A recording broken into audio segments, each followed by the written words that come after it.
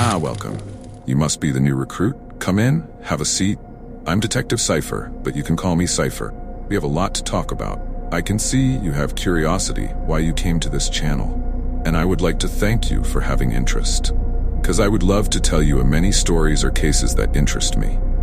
My main mission is to unravel the mysteries lurking in the shadows, to every unsolved crimes, eerie occurrences, and malevolent forces that none can see and unaware to their lives. So let us dive in the horror and the mystery to unravel it. I have an interesting case that caught my attention. Its name is The Shadow Visitor. Sam had always been a night owl, so when he got the late-night shift at the convenience store, didn't mind. The store was a quiet place, especially past midnight. Only the occasional customer popping in for a late snack or a pack of cigarettes. Most nights, he spent his time restocking shelves, cleaning, and reading. Tonight, however, was different. As the clock struck 3 a.m., Sam noticed an uneasy silence settling over the store. It wasn't unusual for the place to be quiet at this hour, but tonight it felt oppressive. Fluorescent lights seemed harsher, casting long, unnatural shadows in the aisles. Sam shrugged off the feeling, attributing it to the lack of sleep he'd been getting lately. By the time his shift ended at 6 a.m., Sam was more than ready to go home. He locked up the store and stepped into the pre-dawn darkness.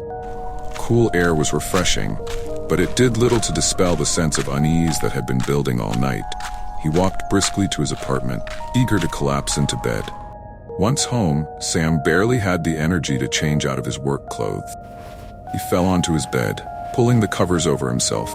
His eyes closed almost instantly, and he drifted into a deep sleep.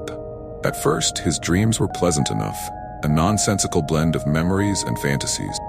But gradually, they began to darken. He found himself in the convenience store again, but it was different. The lights flickered, casting eerie shadows that seemed to move on their own. The aisles stretched into infinity, and the shelves were lined with bizarre, unidentifiable items. Sam tried to move, but his body wouldn't respond. He realized with a jolt of fear that he was experiencing sleep paralysis. He'd read about it before, but he'd never experienced it himself. Panic began to set in as he struggled to wake up, to move, do anything. As he lay there, unable to move, he noticed a dark figure at the end of his bed. At first, it was just a shadow, barely visible in the dim light of his room, but as he stared, it began to take shape. It was tall, unnaturally so, with elongated limbs and a face obscured by darkness.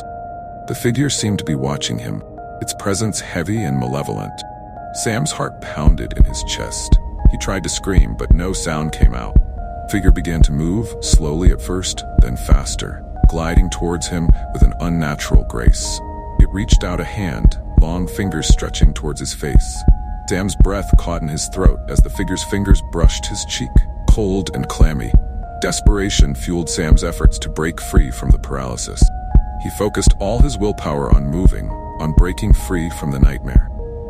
Slowly, agonizingly, he managed to twitch a finger, then a hand.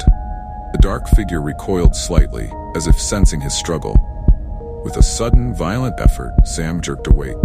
He sat up in bed, gasping for air, his heart racing. The room was dimly lit by the early morning light filtering through the curtains.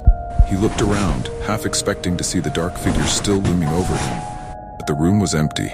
Sam rubbed his eyes, trying to shake off the lingering sense of dread. He glanced at the clock on his bedside table. It was just past 7 a.m. He had only been asleep for an hour, but it felt like an eternity. Got out of bed and walked to the window, needing to reassure himself that he was awake and safe. The street outside was beginning to come to life with the early morning commuters. He took a deep breath, letting the normalcy of the scene calm his frayed nerves.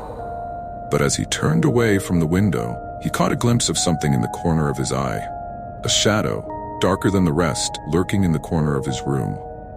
His heart skipped a beat, but when he looked again, it was gone. Sam shook his head, trying to dismiss it as a trick of the light. But deep down, he knew that something had followed him from his nightmare. And he couldn't shake the feeling that it was still watching, waiting for the next time he let his guard down.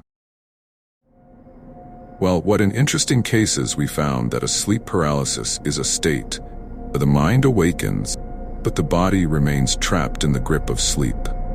But the more I dug, the more unsettling the stories became. People from all walks of life, different backgrounds, different places, yet the same haunting details. A shadowy figure, always watching, always waiting. To break free from sleep paralysis, the key is to focus. Your mind is your greatest weapon. Concentrate on moving a single part of your body, a finger, a toe. Even the smallest movement can shatter the illusion. When you feel trapped in your own mind, remember this: you have the power to wake up. Confront your fears, focus your will, and reclaim your body. The shadows may seem real, but they can't hurt you, as long as you don't let them. Well, recruit, it's been a fun to read this case and knowing the mystery that being unraveled to us. But before we start patting ourselves on the back too much, let's not forget, this job is never really over. The cases don't stop just because we do. There's always another puzzle to solve, another mystery lurking in the shadows, waiting for someone bold or foolish enough to dig it up. For now, though, it's time to say goodbye. Get some rest, because tomorrow's another day and another new cases to unravel.